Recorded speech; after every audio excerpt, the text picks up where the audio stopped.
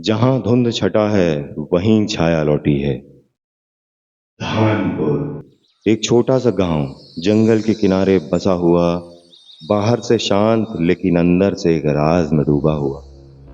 60 साल पहले यहाँ एक औरत केसरीन को लोगों ने चुड़ैल समझ के जिंदा जला दिया। उसने मरने से पहले कहा था, जिस दिन मेरा लहू और मेरा बचपन एक साथ इस कुएं तक लौटेंगे, मैं लौट आऊंगी और सबका अंत होगा।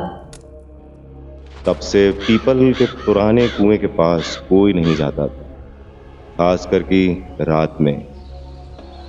2025 गांव में सब ठीक चल रहा था। एक 16 साल का लड़का विक्की दोस्तों के साथ डेयर चैलेंज में कुएं के पास चला गया। उसने बोला, चैलेंज किया सबको, मैं अंदर जाके आता हूं, चुड़ैल चुड़ैल कुछ नहीं होती। लेकिन कुछ देर बाद एक तेज चीख आई और विक्की लापता हो गया।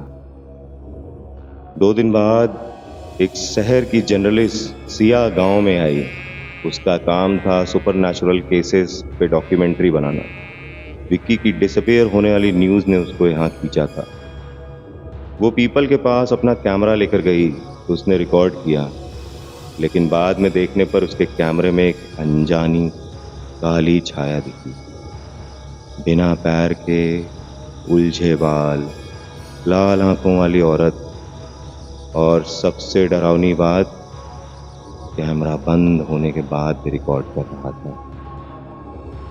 1 हफ्ते बाद विक्की वापस मिलता है, लेकिन वो बदल चुका था। चुप, बेजान आंखों से देखता और अक्सर रात में उठकर जंगल की तरफ देखते हुए कुछ उल्टे शब्द पढ़ता था। मैं सब देख रही हूं, अब तुम सब चलोगे। दादी ने एक रात जोर से चिल्लाया, ये विक्की नहीं, इसमें वो छाया आ गई है। उसी के बाद सिया से एक आरव नाम का लड़का मिलता है। वो उससे कहता है कि मैं जानता हूं केसरीन का राज और मैं ही उसे शांत कर सकता हूं। वो रात में पीपल के पास जाता है और शिया इधर लाइब्रेरी। शिया को लाइब्रेरी में एक पुरानी डायरी मिलती है। उसमें लिखा होता है, केसरीन जिस पर सबसे ज्यादा भरोसा करती थी, उसी ने उसको धोखा दिया। वो लड़का ही उसका कातिल है। उसका नाम था आरव। सिया के हाथ से डायरी गिर जाती है। मतलब आरव इस सब के पीछे है।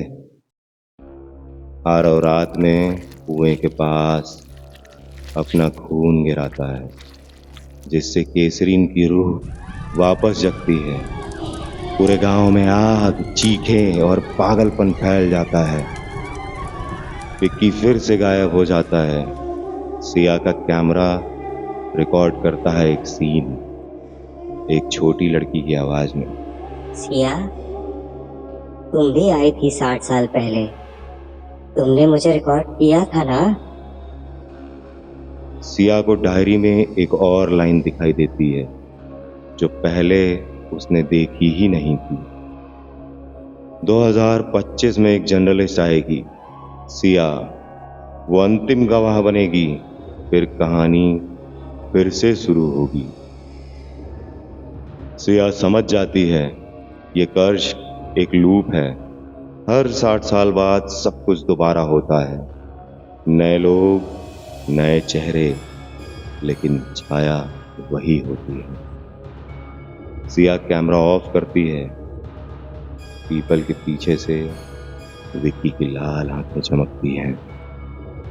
उसके हाथ में वो डायरी होती है जिस पर लिखा होता है, अगला नाम सिया।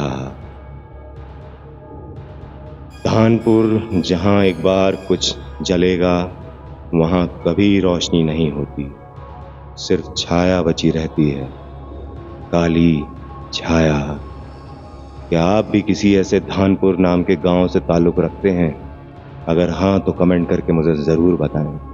अगर आपके पास भी कोई ऐसी स्टोरी है तो आप मुझे भेज सकते हैं, ताकि मैं अगली स्टोरी में उसको सुना सकूं। अगर आपको मेरा चैनल और मेरी वीडियोस पसंद आती हों तो प्लीज़ लाइक, कमेंट, सब्सक्राइब ज़रूर करें और अपने दोस्तों के साथ वीडियोस को शेयर करना बिल्कुल भी ना भूलें। आप देख रहे थे डार्क वॉइस डायरीज, क्योंकि डायरी अभी खुली है, कहानी अभी अधूरी है।